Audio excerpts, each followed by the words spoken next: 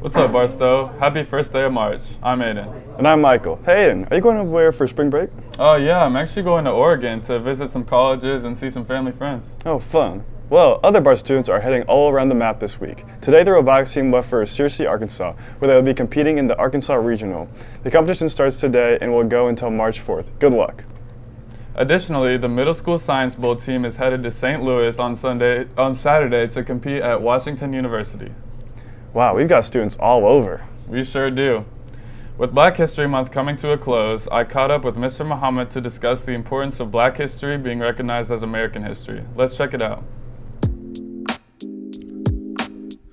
All right, so this year we've been trying to elevate our representation of all the cultural heritage months.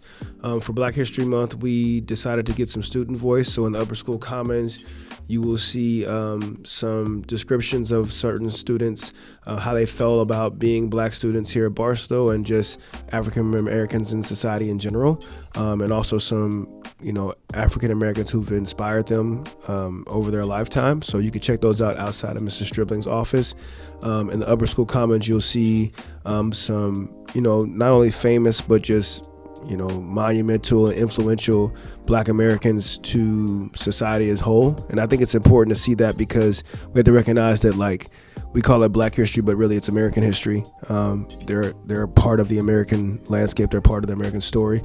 And then in the middle school commons, Mrs. Lee did an awesome art exhibit over some famous African American artists, people like Basquiat, people like Gordon Parks, who contributed to the greater landscape of art in general, but oftentimes their stories go missed.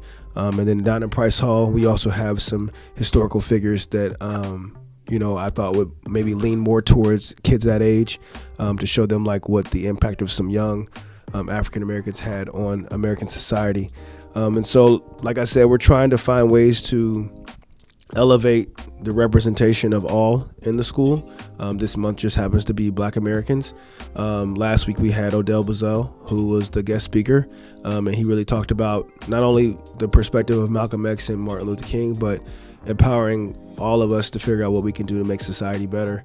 And I think that's where we have to look at is people oftentimes want to isolate just the Black cause or the white cause or whatever it may be, but recognizing that when you focus on bettering any group of people, it's going to better all of society because we all mingle together. And so next year we're going to look at finding more ways to highlight various cultures, to also highlight the student body that is very diverse here. If you were at the Culture Festival on Saturday, you saw how diverse it is. And there's a lot of cultures that don't get represented.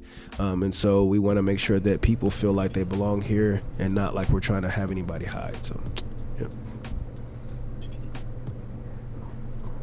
Great piece. Don't you have a big basketball game tonight? Yeah, we do have a big game. It's our first district game against Harrisonville at 7 o'clock. It's at Pleasant Hill High School, so make sure to come out and support. In other exciting news, Barstow The Tempest opens tomorrow at 7 in the auditorium. If you can't make it tomorrow, do not fret, as it will also be performed on Friday at 7 and Saturday at 2. BTVN will be live streaming the event as well. Man, there's just nothing better than a good play. I agree, but entertaining movie's definitely up there. Oh, are you in the cinematography club? No, but I'd like to learn more about it. Well, you're in luck because Simone made a piece about it.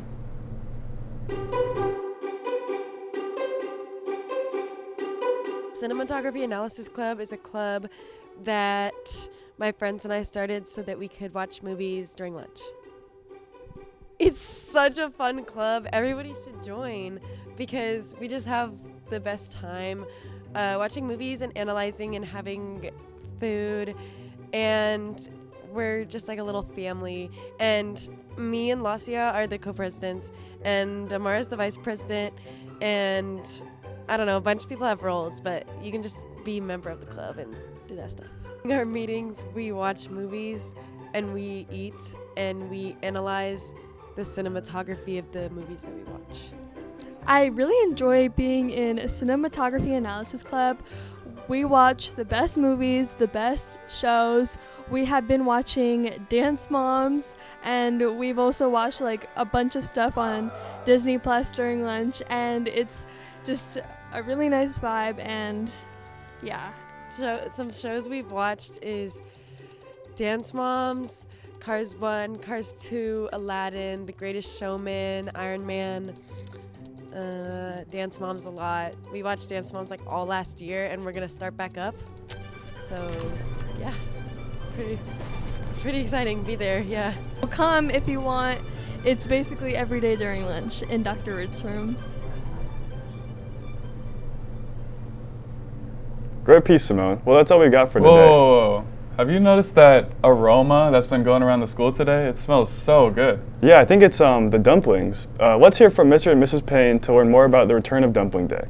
Here we are in the Zen Garden, getting ready for Dumpling Week. We do dumplings Wednesday, Thursday, and Friday to get all the 4th through 12th grade Chinese language students involved in learning how to wrap and pan fry vegetarian and pork dumplings.